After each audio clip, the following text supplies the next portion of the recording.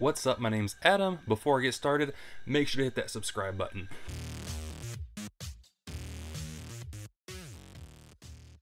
So, about 3 hours ago, I went and saw the movie If. This movie just came out this weekend. I believe it opened up yesterday in theaters. Star-studded cast. This movie was directed by John Krasinski, who also directs Quiet Place 1 and Quiet Place 2. I don't remember if he directed 13 Hours. I know he was in it.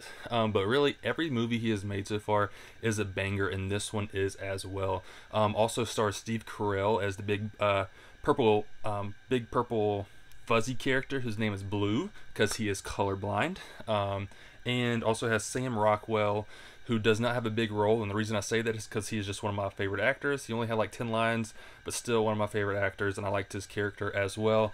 And then the two stars of the movie, of course, Ryan Reynolds and Kaylee Fleming, who is Rick's daughter in The Walking Dead. So going into this movie, and especially after all of the trailers that I saw, I thought this would be more of a lighthearted movie, but honestly, this movie had some deep moments in it that probably were more suited for maybe an older kid, teenager audience. I don't know, maybe I'm just saying that, but I was not expecting that. Like I said, it still had its lighthearted, fun, comedy, family-friendly moments. There's a couple jokes that definitely probably flew over the kids' heads as well that I saw, but definitely was not expecting those deep moments that we saw. This movie started out with Kaylee Fleming was a kid. She was with her mom and her dad, and she was telling about how her mom always wanted her to tell her stories.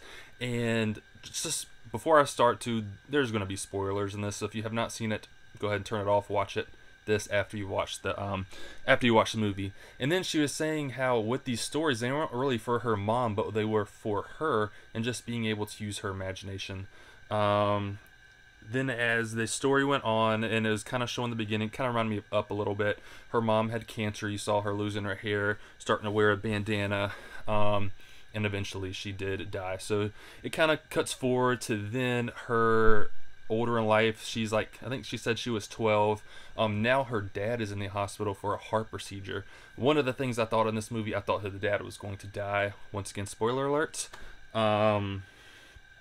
And she is living with her grandma. While she's living with her grandma in New York, she's starting to notice some things upstairs going on in the apartment building that they live in. She goes up there, finds Ryan Reynolds and a couple of ifs. First of all, she has no idea what they're talking about, doesn't know what they are, but they keep saying, oh, she's back. Oh, like Ryan Reynolds says she's bigger than the last time she saw her. At this moment, I figured that Ryan Reynolds was probably an if, and I was right. So I figured out like half the twist in the first 20 minutes. About 10 minutes later, I saw the second twist that kind of happened. So when she finds these ifs, they are starting a new program to help them find matches for their kids. And as they're finding matches, it's not working at first, but then she realizes if she can connect with their original friends, and this is kind of reminding me of Toy Story for some reason, but if she can connect with their original friends with memories, then they will be able to remember the ifs. So with her grandma, she played music that she used to dance with her if, and then at the end of the movie, she's able to see her. There's another guy that was Blue's friend that they ate croissants together, and so she brought a croissant to his job, and she smelled it. Then he could hear and feel the if touching his shoulder, going into a job interview, and just giving him confidence for that. So that was just a little part of the movie. I thought most of that would be them just finding different kids and stuff, but really they were just finding the adults that forgot that they existed. So the story goes on. His dad is near the end of the movie, and the dad is having a heart. It doesn't say, it just says he has a broken heart. He says it's a very easy procedure. At that moment, I turned to my mom because my mom went with me, and I was like, this dude's gonna die. I was already ready for it. I was prepared for it. So she is hanging out with Ryan Reynolds and comes back, and her grandma is in a tizzy. She has a call from the doctor's office and says that it's okay, but they need to go to the hospital really quick. She goes, and her dad is just laying unconscious in the hospital bed. She goes, tells a story like her mom used to tell her to do. He says it's a great story. He lives. So after this, though, after this, she goes back to the apartment, and they're going to leave. But at that moment, she does not need the ifs anymore. So when she goes up to the apartment to say bye and give them a thank you, They are not there anymore, and that apartment doesn't exist. It's more like a storage closet. She still has her binder and remembers them all, but she's like, I gotta remember and see them so I can say bye. At this moment of the story, you realize that she finds a picture. She opens it up because it's a picture of her mom and dad. She opens it up to see her if, which was Ryan Reynolds' character. This is the second part of that twist that I figured out about halfway through the movie. I leaned over and told my mom that, so I probably did spoil that for her, even though it was just a guess.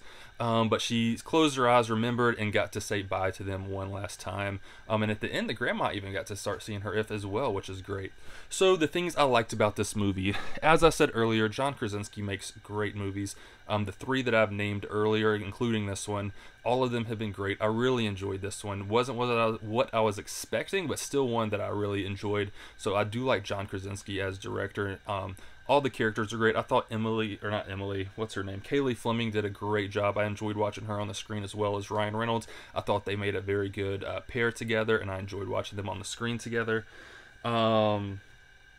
There's another scene that I almost broke when I was seeing it. So they got the call about the hospital, and she was running in the hospital to see her dad, and all of the ifs were aligned in the hallway. Just like there to kind of support her, and I almost lost it right there. I don't know, I was not expecting this. I saw that a tear was coming up. I'm like, I can't cry right now. I sucked it back in because that's what I do. And yeah, that scene was really good. But yeah, I really enjoyed this movie more than I thought I would. Like I said, it was different than what I thought it was. There are a couple things I didn't like. It was slow at moments. So some parts of the story I was really into it. Other parts I was like, this is kind of boring. There is one scene in particular where she first goes to like the retirement home, and she's changing it to how she wants to be, and Ryan Reynolds is like running away from it all. And I don't know, I just thought that was weird, and they could have done without that. But I enjoyed all the characters in this movie. Definitely recommend to go see it. I would give it a 7.5 out of 10. Rewatchability, I'd give it a medium. It's not one I'm going to die to see. It might be one where if someone wants to gift me a copy, I'll watch it, but I'm probably not going to go to like Walmart when it first releases and pay $25 for the Blu-ray.